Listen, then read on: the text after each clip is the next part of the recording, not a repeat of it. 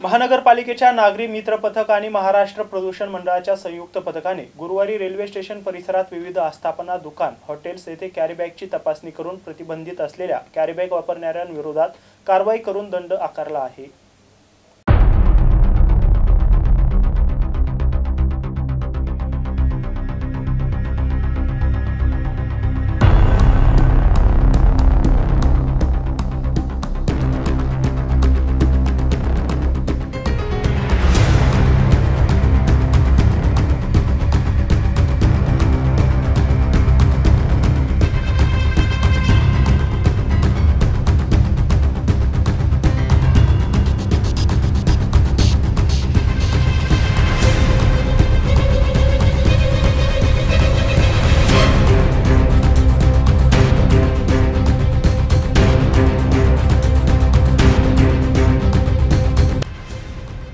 यानुसार प्रतिबंधित केलेल्या प्लास्टिक बॅगचा वापर करणाऱ्यांच्या विरोधात कडक कारवाईसाठी शहरात पथक निर्माण करण्यात आले आहे।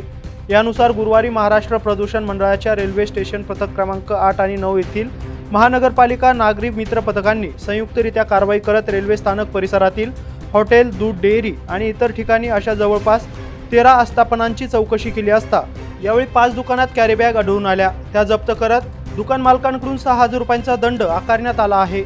या कारवाईत जवळपास 6 किलो कॅरीबॅग जप्त करण्यात आली आहे। ही कारवाई प्रदूषण मंडळाच्या विभाग अधिकारी कोसे SI मलके यांच्यासह नागरी मित्र पथक प्रमुख प्रमोद जाधव यांच्यासह पथकातील अधिकारी कर्मचारी यांनी केली आहे।